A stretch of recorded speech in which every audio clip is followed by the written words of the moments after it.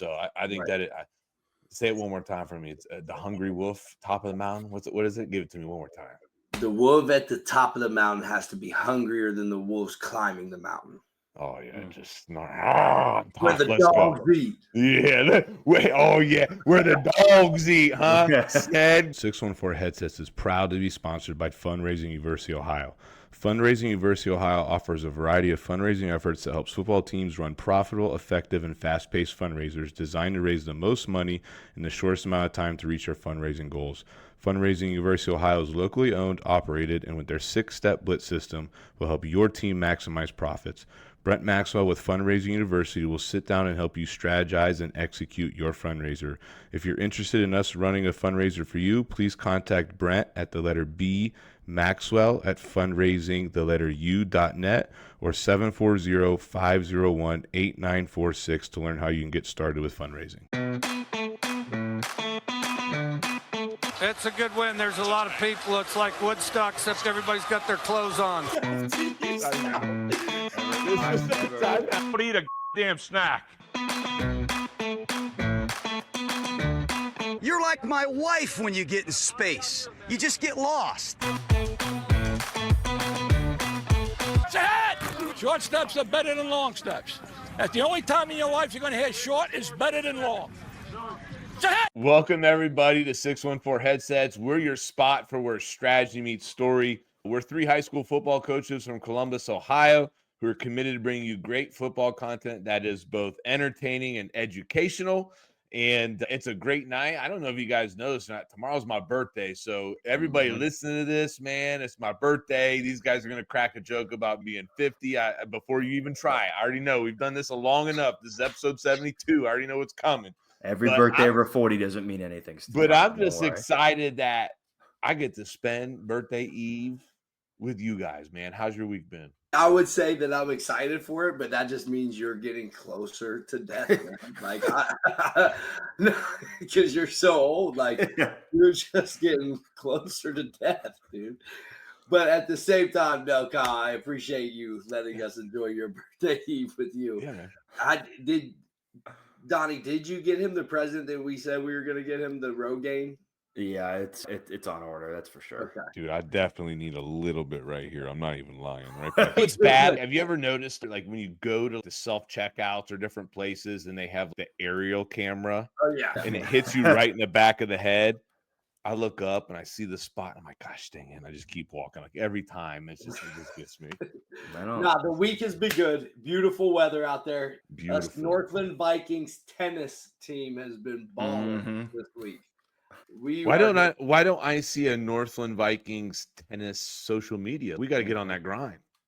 Yeah, I might have to have you be our social media rep. Nope. You said we got on the grind. You just said we. So I am not running. I have enough accounts right now. I don't have time for another one. But no, it's been good. Life's good. Football's getting right around the corner. You guys already know it's starting to pick up. So it's been a good week. Life is just beautiful when the weather's nice, right? I feel like I'm just in so much of a better mood when I see the sun all week. Oh, yeah. Fired the grill up tonight, man. I know. Hey, I said, pause dinner ideas. Let's get that grill going. Let's eat outside. Have a good night. Dude, it had to go get propane. Nope. It was still full. It was good. No, look at you. No, it's been a good week. Beautiful weather, like you said, for a staff meeting for the first time in a month or two. Some of us have been meeting and working, but for the rest, full staff. For the rest of the people who are just now coming back into the frill. Sorry, I'm not himself under the bus more than anybody else I know. No, I get it. I'm not in like the elite circle I get it. Stout's in an elite circle. It comes with age, right? You can't be younger than 40 and be in that circle. So I get it. But it sounds like Sayers and I are going to have to collaborate on some good tennis drills here soon. You played King of the Court with them yet? Yeah. Oh, yeah. We already played. Yeah. We played Around the World, too. Yep. We played a little Around the World. Yep. How much YouTube have you watched on tennis? It's not healthy. I could teach you how to hold a racket. I could teach you how to volley, right? I know it's a lot. Slice yet? You get the slices going yet? With those? No, we're not right. there yet. Not ready yet. Okay. Everybody we're doing this for serves. We're not even throwing it up, doing the overhand yet. Like everybody that listens to this show knows you're the source for learning how to hold it. On that, I think we should get into this Max Effort Locker Rocker. Football coaches, listen up. You spend hours in the weight room and on the field pushing your athletes to be their absolute best, but are they fueling their bodies with the right supplements to maximize performance and recovery? Max Effort Muscle provides safe, trusted, and effective supplements designed specifically for athletes, trusted by Division I strength coaches and top college programs across the country. Their lineup includes everything your team needs to train harder, recover faster, and perform at their peak. From whey protein, amino recovery, creatine, Sayer's favorite right now, and NDR hydrate, my favorite after some long evenings. Go ahead, Donnie. Yeah, listen, everybody knows football is won in the trenches. Don't let poor nutrition be the weak link in your program. Reach out to Max Effort Muscle today and get your team on Max Effort Muscle. They work with any team, any size, any budget. Visit maxeffortmuscle.com and email Tyler Treadway. His email is treadway@maxeffortmuscle.com to learn more about team pricing, partnerships, get a custom package made for your team for as little as $250.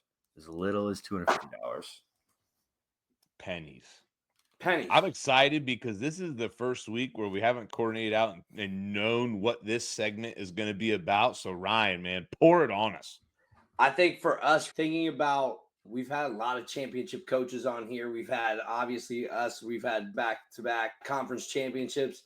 And I think right now we're in the spot of keeping our kids hungry, right? Finding ways to keep our kids thirsty and hungry for the game and wanting to continue to work to a different standard, right? And not just getting comfortable. And so I think for us this week, I think that we've used a ton is just, you have to be the hungrier wolf at the top of the mountain, and you got to be hungrier than the wolves trying to climb the mountain, right? And I'm pretty sure Urban Meyer was the one that said it, right? Did you guys see that this week? He was talking about something about that, but I was watching a video about it. But I think for us, as we're approaching this season, right? If you've won back-to-back, you feel, or your kids, not you as coaches, I wouldn't say, I know we don't after talking to each other. I don't feel this way, but our kids feel like we're at the top, right? Like we're the best program, and they feel like at time, or I feel like at times I see our kids not working as hard as they have in previous years, and we have to continuously remind them, like, no, what it took to get here, you have to continue to do it, and just that much more, because I feel like we always will have a target on our back now. Yeah, I think we've felt like that slowly for the last couple of years. So we made a pretty big overhaul this year, talking about a team motto of earn it this year, and talking about what does earn it mean, and what does that look like, and Competition aspects. The competition. We've changed up like how we're doing some things in the summer for the first time in a long time, and we took away blue from our guys. Like our guys aren't even allowed to wear blue. Like you got to earn the right to wear that color. Like you got to earn the right to bleed this blue and wear it, and it's going to be a special privilege and some other things. And it definitely was a shocker because it think about how much there is, and our kids will wear specific colors on certain days of the weight room. It's all coordinated out, and then all of a sudden it's just gone. And then there's nobody else in the middle of the team and all this, and it just like almost like a complete reset button. It's what we've done because we felt like it was needed after that, just to drive home and reestablish being that hungry wolf. When I think like the stuff that we're changing, like some of that stuff was put in when our head coach got there, like when I was a junior, when he first got there. So it hasn't changed 11, 12 years. And so I think like when it's time to hit the reset button, you just know, and you can feel it. You talked a little about Sarah. There's different ways to do it, but when you get that gut feeling. Yeah. And maybe reset button isn't the right word. No. Maybe it's just like changing perspective. You've probably developed some good things over that time, and your core is, you're not getting rid of that, but it's just about a time of, okay, like it's almost like a refresher. We got to get back to some things. I think a lot of it, like even for us, is not even changing things. It's talking to the kids and bringing it up to them. Like, yo, this is where we're at right now. Every single week you go out, you're going to have a target on your back. Everybody wants to beat, the Gahanna and Lincoln Lions, right? Everyone wants to beat Vikings in our conference. That's who wants. And I feel like that's probably for a lot of teams, they feel that way. And I don't know. I just thought that was a good one for us as a collective group that's on the podcast. And you're right, because you're ultimately going, like, teams that you've maybe always beaten, like, you're going to get their best now. And so they're like, I definitely think they're there's times where there's games that we play now that are closer than they've been before because it's just historically now we've developed a lot of enemies over the years with what's going on. So I think that say it one more time for me. It's the hungry wolf, top of the mountain. What is it? Give it to me one more time. The wolf at the top of the mountain has to be hungrier than the wolves climbing the mountain.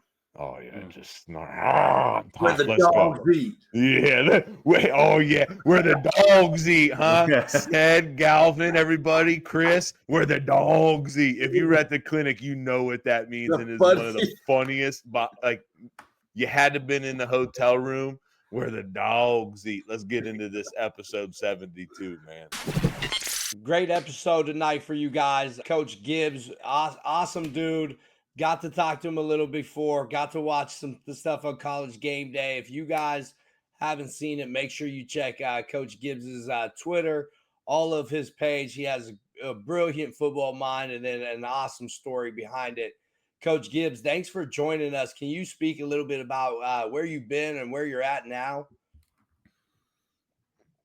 Yeah, I started coaching right after I got out of college. I played my ball at Manasquan High School, right on the beach in New Jersey. And then I went to St. Peter's College, which you guys probably remember busted some brackets a couple of years ago in the NC2A tournament. So that's where I played my college ball. We stopped playing football in 2006, but it was an FCS school and played there for 4 years and then got right back into coaching in 2001. And I became a coordinator in 2006. And I was fortunate to coach a lot of good players and won some championships, and then came down into Florida in 2015 and was fortunate to win a district title at Gulf Coast High School as a DC and set a school record at Palmetto Ridge. We had the #1 defense in Southwest Florida in 2020. I think we held teams to 6.9 points a game. And then I went to Golden Gate and had a really good defense there, had the #1 defense there, and was a coach for the U.S. national team for 3 years. And I was actually the head coach for the Japanese national team. And this is where this is going to take us with the 3 safety stuff. But that was where this whole thing started was back in 2020 2 months before the world ended. I think today was the day the world ended 5 years ago with the pandemic. But my daughter, she's a football coach. She's 13 and is an analyst for us and got a promotion to assistant DB coach. And the College Game Day did a story on our family with NC State and UMass and Clemson. And so we're a football family. So it's a real privilege to be able to talk and to share my football knowledge to your guys' audience. And I'm happy to be here. I'm excited. I've definitely seen you coach a lot on social media in years past, and I've seen the fast and physical stuff all over there. And we're excited. The 3 high safety defense is a growing and hot topic, and it's definitely growing a lot in our area too. Let's get to know Coach a little bit more, Ryan. Let's get this Pick 6 segment rolling. The best one of them all, the Pick 6 segment, is powered by Storied Rivals. Sports, media, championships, and friendships and life lessons are among the most meaningful parts of the athletic competition. They are passionate about preserving them by offering the most unique highlight experience available.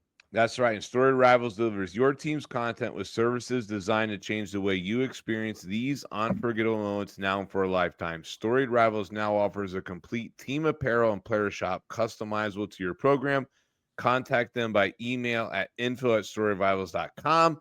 We used them for our showcase stuff last year. It was phenomenal.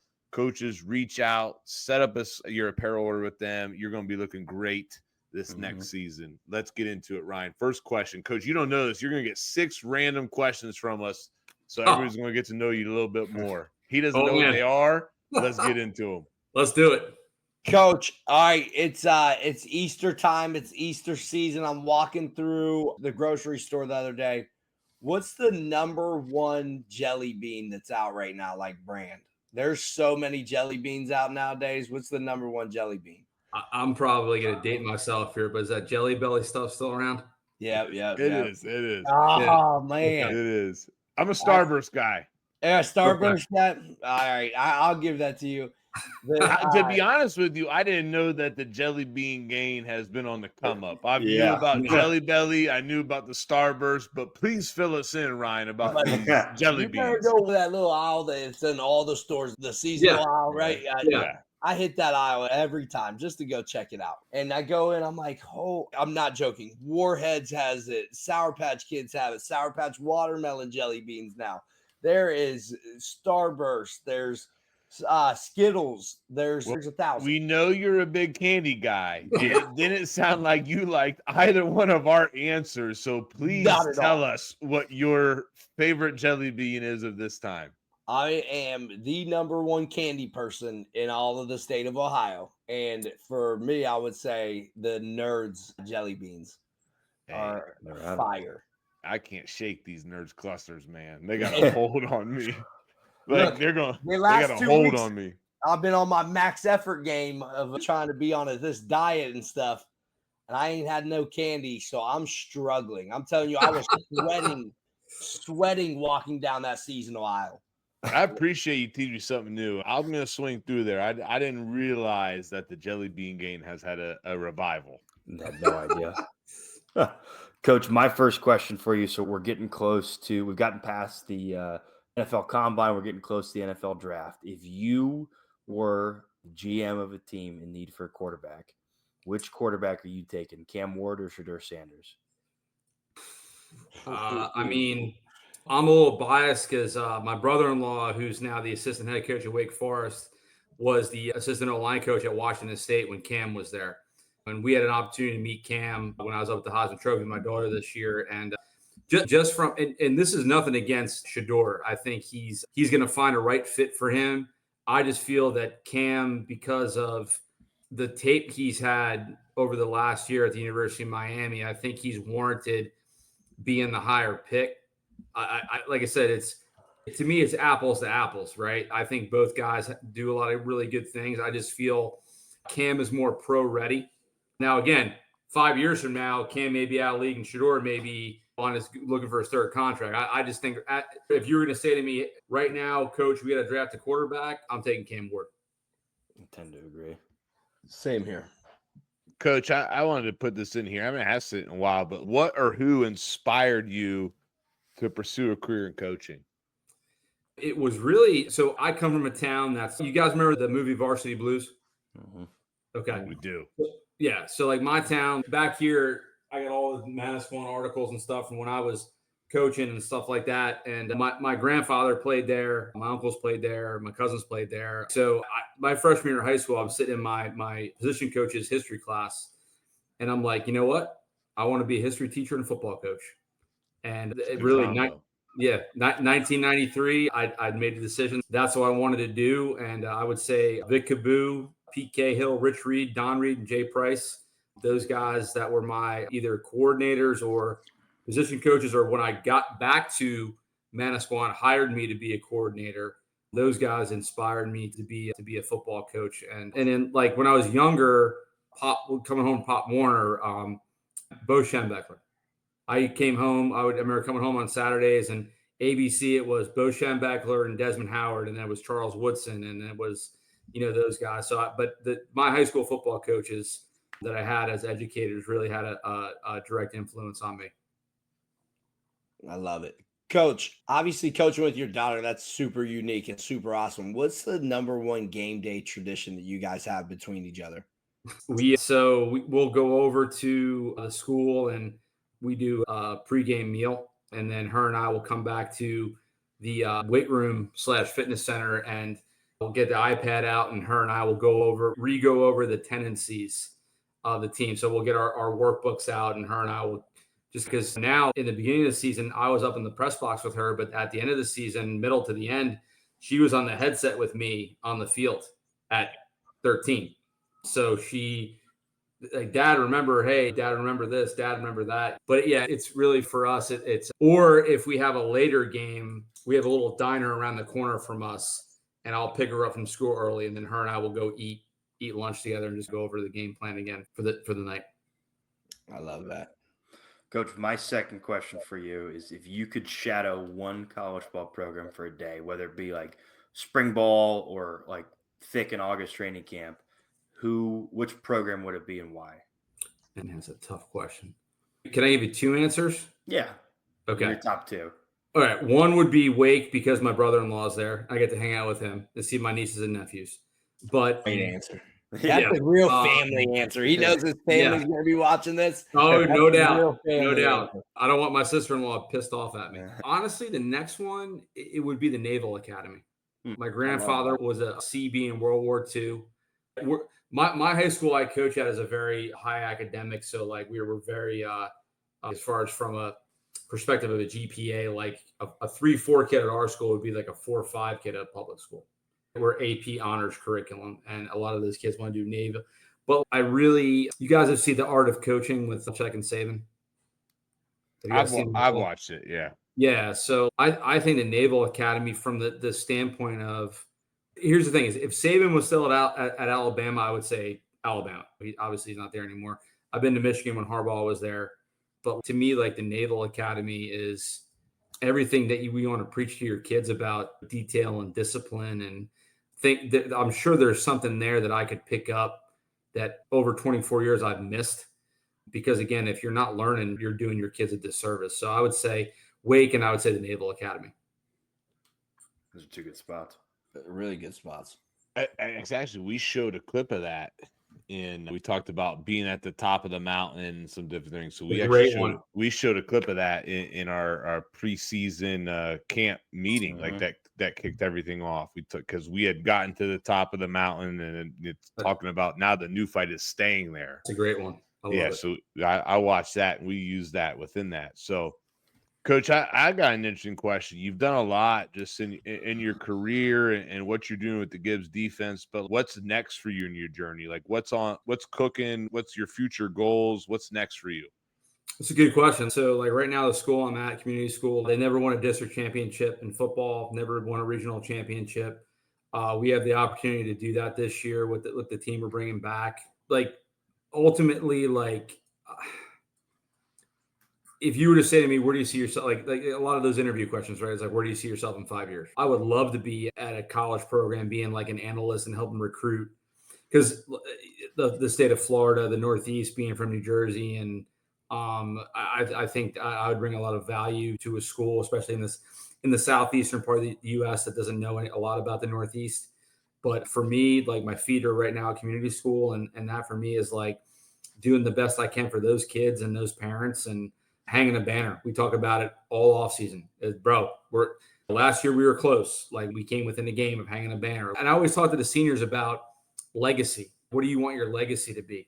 Like you want to come back with your kids and show them that banner that, hey, dad was part of something special here. Because again, you guys at some point will be where I'm at, being in it for 24 years and having accomplished everything you guys are going to accomplish. It's at what point do you just say, hey, listen, I just want to do this, do that. But for me, my feet are right at a community school, and I work for a great head coach. He was Drew Locke's center at Missouri, Jonah Dubinsky.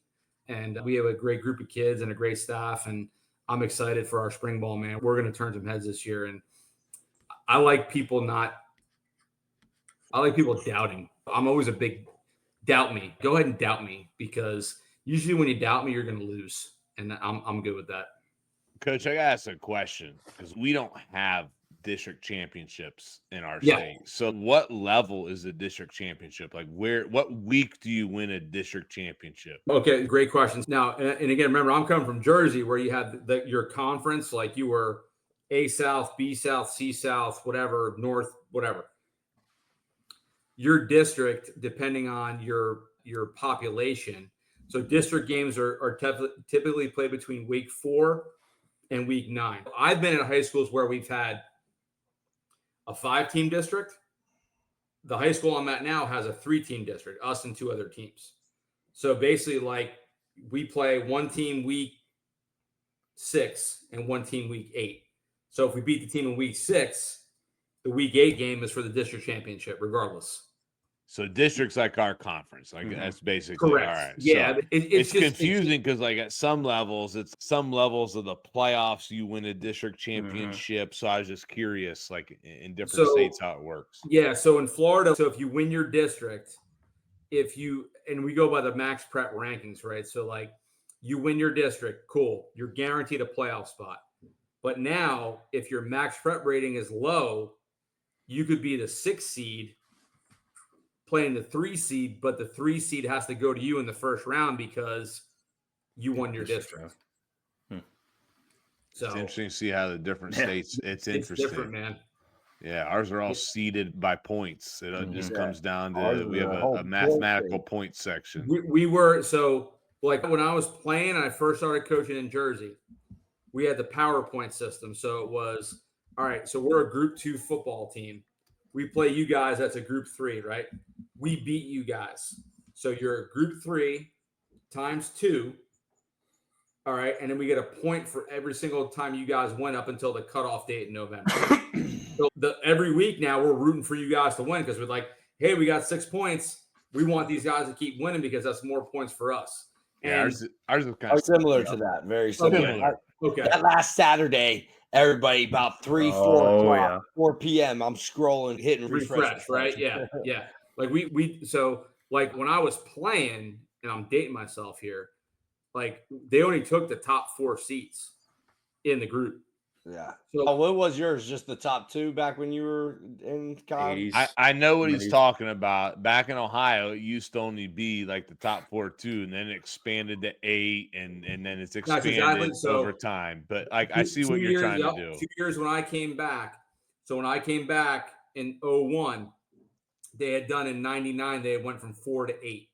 Yeah. But it used to be, listen, if you didn't make top 4, you were SOL. Like it was what it was. But yeah, every state's different. Like the max prep rankings for us dictate, who's got the higher. But again, if you're a district winner, so generally in the regions, there's 4 regions per group.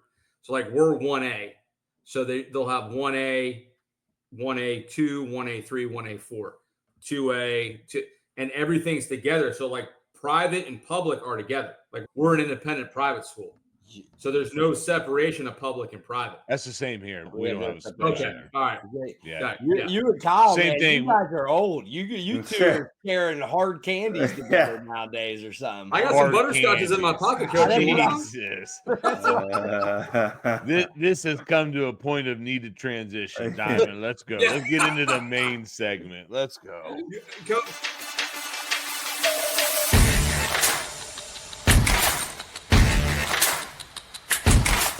All right, the main topic tonight, other than Coach Stout's age, is defending 12 personnel with the 3 high safety defenses, specifically diving in 3 high safety defense. Of course, our main topic is sponsored by First Down Playbook. First Down Playbook is the nation's leading playbook and play design software with over 35,000 professionally drawn and editable team plays with notes, full playbooks to start from. You'll be on your way to getting an edge over the competition. First Down Playbook can be your entire team management system with practice schedules, scripts, custom quarterback wristbands, and more. And if you use the code HEADSETS25, you get 15%, what's already the most affordable option in today's game. The link is in our show notes. It's all over our Twitter. We are in the process of our program right now of getting everything transferred over to First Down Playbook and using it full time. So we're super excited. This is you ain't drawn anything yet. We met 5 days ago. You might as well take that mouse out of your pocket because there ain't no we. I've been drawing everything for what weeks. The viewers don't know is that we met 5 days ago. Yeah. He's logged on. Yeah. Has he actually physically drawn anything? No. Hell no. But what the viewers don't know, we met 5 days ago. Yeah, exactly. We won't compare the drawings, like So we are doing this. So, Coach, me and cut you off. The running joke on here is I'm the old guy. Hold on, Coach. Hold on. How old are you? I'm going to turn 37 tomorrow. Listen, I'm 45, going on 46, brother. So the old guy sitting right here. But that's the running joke. Ryan's somewhere in the middle, and then Donovan's heading to year 4. Well, we look the best out of both of them, Coach. We look the best out of both of them. You might. Looking very dapper tonight. I don't. Yeah. I appreciate that. You're in the clear with that. Stout, I'm not giving it to him. He's made it to the gym one day this week. Damn. It's true. It's true. So my daughter's 4, my son's 1, and we're in the thick of it over here. And so is Ryan. I got a 4-year-old and I got a 10-week-old now, and I'm at the gym. Hey, listen, I've been there before both of you, so don't be crying the blues. I got 13 and 10 right now. So for sure. But Ryan's got a job. He can just show up at 8:30, 9. Ryan called me the other day. Ryan called me the other day, and I'm halfway through first period. I'm like, Ryan, I'm literally already teaching. I can't answer you right now. But I'm excited. We've had Coach Stackhouse come on, and he's talked about 3 high safety defense. And so I thought we would take tonight's conversation just a different route, because our community has fallen us, and they've got a little bit of a background of 3 high safety defense. And then we all know that 12 personnel can be the Achilles heel, or I guess the card an offense tries to deal to you. And Diamond, what's the first question you got for Coach about defending the 12 personnel with that 3 high safety defense? Yeah, I think, Coach, just for us and for the viewers and listeners, can you just give us like a quick overview of what your defensive structure is like, the philosophy, the culture of it all? If you have like just a quick rundown you can give everybody, I think that'd be great. Yeah, let me go ahead and pop my screen on. You guys see that okay? Now we do. Oh, yeah. All right, so now this is the Patrick Swayze Roadhouse. This is not the Jake Gyllenhaal Roadhouse, guys. Neither one of these guys have seen Patrick Swayze's Roadhouse. I have, and I'm with you. It's a way better Roadhouse, Coach. My man. Never seen it. I love it. Yeah. Pain don't hurt. Here we go. Pain don't hurt. Here we go. And Wade Garrett's still the best. All right. But this is every year I try to come up with a nickname for our guys hanging their hats on. And so we want to talk about 6 seconds of havoc with the Roadhouse defense here at community school. So that's like our deal. I took a little Bane quote. It doesn't matter who we are or who we play. All it matters is our plan. Like we're going to dictate to the offense regardless of what they're going to do against us defensively. This is one thing I got from – so Don Brown is my mentor. I've known Coach for over 20 years. And the quote about the thing about pressure is you're feeling it, you're applying it. And got this havoc rate. I did not come up with this. This was Coach Brown when he was at Michigan. So basically how we come up with this is we take our sacks plus our TFLs, INTs, forced fumbles, third down stops, and PBUs for that game, divide them over total plays. This was our havoc rate from the St. Brendan game this year, 52%. So I get a lot of questions about this. So depending on the film study we do and how the kids feel. So like we'll start at the season as a goal of a week. If they get over 50, I usually fire the smoker up and bring in pulled pork sandwiches for the kids for our Wednesday night dinner. So a little bit of incentives here, but I'll be there that week. Really just let me know. Yeah, buddy. But it gives them something to hang their hat on and dangle the carrot in front of them to play harder for their teammates. This, Coach, going back to your original question, this is our original structure. Okay, so we're going to see 10P. We're going to be a light box to present. We're going to be 3 down with 230 backers. Our middle safety at 8 over number 3 because he relates to number 3. That's how we install in the spring. Our Viper goes to the passing string. So we're either going to play Tampa 2 or trap coverage to that side. We're going to play press quarters with sky support to the other 2 receiver side. But I just wanted to get everybody the picture of this is in Florida. This is what we're dealing with. And we'll have adjustments off that. But I just want everybody to figure that out. First thing we'll do is we'll get into our slide front, which we'll walk our jack linebacker up, and we'll go from over to mint. And we'll basically, what we're going to do is we're going to play basically cover 6. So quarter half to the twin side, and then we're going to play Tampa 2 to the tight end wing side. This is our base stuff. And I just want to build this up because we're going to pressure. The last 2 years, we've been over 70% pressure. But the thing with our pressure is, and what I want everybody to realize is we're not like a roll the dice, like hope we get there. Like I come from the 4-3. And as you guys know, 4-3 is very gap controlled. Like our pressure is very gap controlled. So everybody's got a job. So if something pops, we know what happened. We know who screwed up. So that's our slide front. All right. So this is our front to tight end wing again. Now, we walked a mic up. We're going to make him man on the tight end. We're going to make him take the C gap, like old school, like Buddy Ryan Bear. We're going to make him do that. We'll lock the corner on the wing. We have our will linebacker, our middle safety. We're going to be 3 over 2 here with our 2 safeties. Now, if we see a lot of quarterback duo or quarterback run, we skin these guys inside. Because, again, we're not very big up front, but we can run. So we want to push everything east and west. So this Mike will control the C gap. He has the wing. Nose is slanting here. End is playing the B gap. Jack is gapped up. We're going slant. Rover, or who's your best player, is gapped up, and we're 3/2. So if you want to go RPO, good luck. And then we want to take your quarterback and run away. Here's a tight end wing over. If we want to do that, if we want to play 3/2. But what we will do is we'll stem the Viper up. We'll skin everybody in and basically play man here. And then we'll roll the safety in the corner away. I'll lock this corner on the tight end and put the safety over number 3, which would be this wing right here to get that extra hat. But it's just a different variation of what we do. Here is tight end wing over to the left. Here's the Mike again up on the tight end. Vipers walked up. Jack and Rover, basically we become an over front. Bring corner over. Now, obviously, if this is an eligible number, he won't go over. And everybody's, well, what do you do with speed option? Shoot. I don't, and maybe you guys can answer this question for me, but if I called offense for a year, I would arc the heck out of this guy and run speed option. But a lot of these guys want to block down and option the Viper and let the Rover run. But I don't understand that. That's just me. But we got numbers basically everywhere for that. And then, all right, I don't want to take credit for any of these pressures. So I talked with Brian Nardo. He did a 3-high talk. He's at Charlotte right now. He was the DB's coach at Oklahoma State under Jim Knowles. These are some pressures he sent me that we're going to install in the spring. But this kind of lives up to our mantra, right? Like we want to be able to pressure.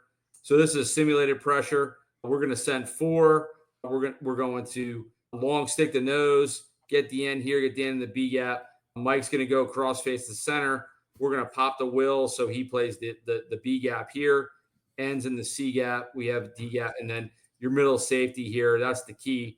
Is one thing Coach really talked about, and if you guys get on the R coaching network, like he talks about being able to be a 3-4 with run force. He does a really great job. So this is going to be, so Coach, that old Roadhouse, this is our double deuce pressure. Coach, you remember the double deuce. That's where it popped off every night. Hell yeah. Absolutely. So we'll have a front named Dalton and Wade and stuff like that. We get an X pressure with the nose long sticking. We're going to skin in between here. We get these guys it's basically hot, and then the Rover gets to fit in based on where everything bounces, and we got bailing corners. Another sim pressure here. All right. We long stick the end, cross the mic, nose end. We got the Sam sitting outside. We got the 3-high structure with the boundary, the field, and the Rover. He's a big quarters guy. I'm more of a Tampa and trap guy. We will play some 3, little match, but not as much as Coach likes it. And then this is my contact info, my cell, my email, website for the system, my social media, which you guys already have. But I'll make sure I share this stuff with you guys. And let me go back and let me get back to here. Yeah, so that's a nutshell of it. But that's kind of 12. You if you're a 3 safety guy, you have to have a plan for 12 personnel. Like there's no doubt about it. And that gives me my next question. As a guy who lives in this 3-high safety defense, like it's like predominantly what you do, correct? This is your defense. It's what you do. We see a few teams that are saying that's their defense, but I think it's been more a package defense, at least in our area, right? Like where we see guys do as a package, but teams, what are the best 12 personnel offenses doing right now schematically that are maybe creative or challenging you in that 3-high safety defense? I think guys that to me, like straight 12 balanced is tough, because if you're going to be here's the issue for us is we're so multiple in what we do. So like our personnel on the field, we're 3 down, 4 down, penny, bear, double mug, A gap with the same personnel. Okay. So for me as the play caller and the game planner, it's okay. If they're going to come out in 10 personnel, it's easy because we're 3 down and we're coming from depth, right? We're coming from different areas. We're firing from different areas, right? You start adding people and gaps. How do we adjust to that? And how do we still maintain our mantra as a dictator to you as the offensive guy? So to me, it's like, what does your personnel tell you that you can do? I am fine with playing cover one or bracketing. I am great with that because we teach that to our guys from day one. There are some guys that are like, they're balanced, we got to play zero. No, you don't. You got to figure out what your kids, to me, it's like, what can your kids do well? Originally, when Iowa State first did this, the only team that gave them the issue was the bowl game. I think it was like 5 years ago. They played Notre Dame down here in Florida's Orlando. It was at the Camping World Bowl or something. And Notre Dame, they shut Notre Dame out because Notre Dame was like 10 and 11. They were crushing them. Then the second half, they come out in 12 and just run inside zone to death and did it for 2 quarters. So to me, it's like, how do you want to handle those extra gaps? Do you want to handle them with pressure at a 3 down? And that's one thing Coach Nardo did a really good job of explaining when him and I spoke and I watched his clinic, is he wants to stay 3 down as much as possible, but add a 4th and 5th rusher and always have edge pressure, edge force. That was his big thing, was like, we'll send 4, we'll send 5, but we always want to have edge force and we always want to come from depth. And that's where I think the odd front, and again, you're talking to a guy that grew up in the Virginia Al Golden 4-3. Gap control, 2 read, country cover 3, cover 0 when you're pressuring. That was us. But I think if you can figure out how to be odd and come from different directions, I think you can give that 12 personnel team a ton of problems.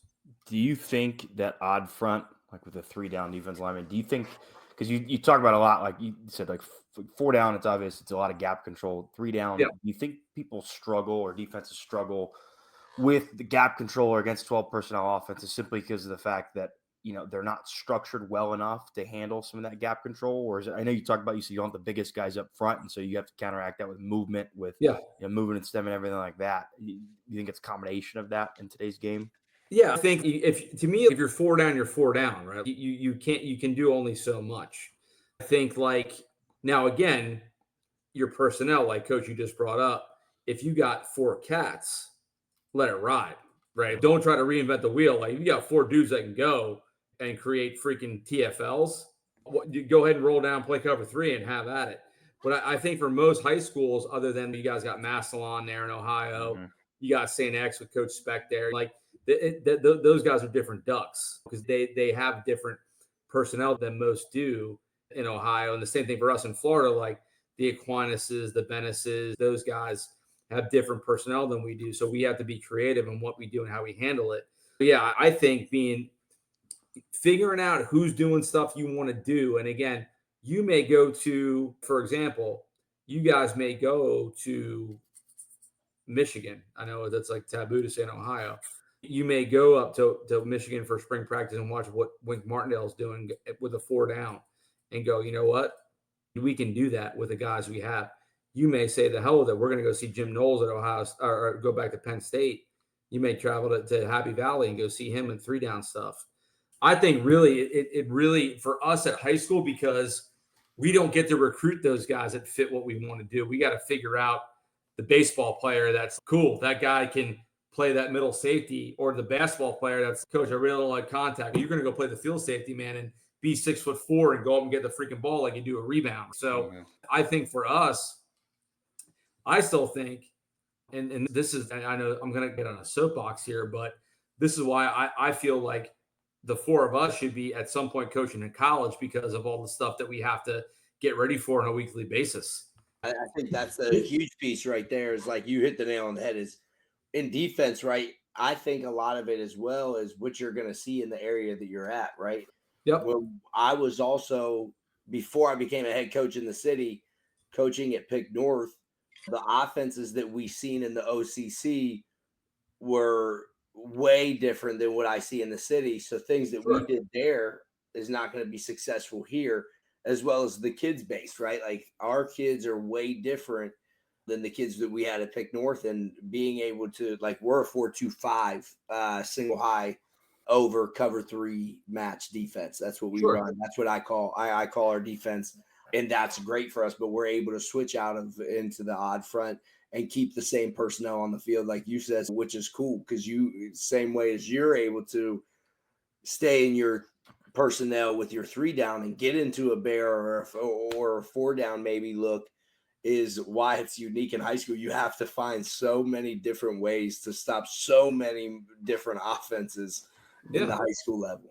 And when I was coaching in Jersey, like we would do a wing T team one week, triple option the next week, and then it was I formation, 10P. Like Florida is a little less difficult from that sense where everybody's usually spread, whether it's 10 or 11. We will see some 12. Like for 2 years, we had a single wing team, which was like for down here was like baffling because it's like, all right, I got to take a guy off the field and we got to do this. But yeah, no, like I said, like our job as high school coaches, whether you're an offensive or defensive guy, you got to be ready for so many things. And the thing is, we have to fit the kids that we have. Listen, like we're an independent private. Like we'll get kids, right? But we're not IMG. Like we're not like IMG National where we get this. Oh, the 4-star. You put us on Twitter. I glory to God, I'm transferring to community school for my senior year. We don't get that. We have to deal with the kids the hand that we're dealt. And I think for high school coaches, especially like I've done a bunch of installs over the last 3 years. And a lot of it is I'm going to Boulder, Colorado this May. And Boulder called me. They're like, Coach, we have undersized D linemen. We have a bunch of DBs. I'm like, perfect. I'm like, I will get you guys right now. You have to, when I leave, you got to teach. And I'm always like, call me. I love this stuff, man. I got a guy that is the head coach at Dover High School in upstate New York, Christian Jones. Christian will call me at 11 o'clock at night. And he's like, Coach, we're seeing this. I'm like, send it to me. I'll draw it up. I'll send it to you. Like, now, again, it may not work. You guys may miss a tackle, but maybe you're in the right spot. You know what I mean? So football's a great game, man. The fact we're doing this right now, it's good. I'm really, really blessed to be in the position that I'm in. Coach, I got a question. I think at this point we've been able to piece apart some of the things that you feel like are the advantages of the high safety defense, but what mistakes have you learned along the way? I think that's something interesting. I think there's probably, as this 3 high safety defense grows and people are thinking about using it, and you've been somebody that's been in that arena for a while, how could you help somebody else by telling them, like, hey, here's some things I've learned or mistakes along the way that might put somebody on a fast track to do it better? Yeah, so I think something that's hurt us is really certain formations that have that run inside zone that we pressure when we do like different wrap stunts and things. Like I go back and I have a quick cut drive, on my website, and I was actually going back and looking through games from the years before, and I'm like, man, like we really needed to do something different. And that, and I would say, man, I would say we try to live 2 years ago. We try to live in the cover 7 world to 3x1 open, and we didn't play it really well. Now, I think I was trying to force it a little bit because I was like, I know we can do it. I know we can do it based on the patterns they were running. I was like, I know we can do it. And it hurt us in the playoffs, in the semifinals. And so I would say the inside zone, if you're going to pressure inside zone, do it differently than I have done it. And then from the 3x1 perspective, if you're going to do some cover 7 stuff, like really drill the backside bracket, because like we got knocked off on an under route by 1 and it cost us a touchdown, which really lost us the game 2 years ago. So I would say those would be the 2 things. Coach, I love it. That was a great that was a great presentation, great episode. I really appreciate you, Coach. Listen, I'm an open book, man. What is what you get. You either love me or you don't like me. And as long as my wife and kids love me, I'm good. And Coach, we didn't say it at the start, but as somebody who's watching this, like, where can they go to find more about you and the fast and physical defense? I'm going to go ahead and share this, Coach. Yeah, maybe one more time. I remember you put up some socials and some different things. Yeah, so here's my website. Okay. FB Coach Gibbs. I think I tag you guys in it, but it's got install. So this is where it all started, the International Bowl 2020 with Japan. That's free on YouTube. The Quick Cut Drive. This is actually free. This is a downloadable spring install PowerPoint. Coaching courses, more call sheets and stuff, videos. It's a free video install. All the podcasts I've been on, which you guys will be added to, testimonials. This is pretty cool because I got Coach Brown here, Coach Golden, who's I've known for a long time. He's at DC with the Bengals now. And then Coach Simpson and Coach Bowen and Robbie Green. That's the safety coach at Texas Tech. So yeah, that's that. You do this a long time, man. Like you meet a bunch of people and guys ascend in the business, and it's just a really cool opportunity that I was fortunate to create this system and just get it out to people. And I'm here to help, man. It does help my family monetarily, but at the end of the day, I want to help football coaches be successful and win championships and help young men. I love it. That's been the coolest thing for us has been all the networking stuff. So, Coach, we appreciate you coming on. Hey, make sure you guys subscribe. Make sure you give Coach a follow and follow him for all the great content he's putting out. Give us a rating. Retweet this episode that comes out so we can continue to show all the great things about football and the conversations we had on here. And we just appreciate everybody coming on, and we appreciate you. We'll see you guys next week. See ya.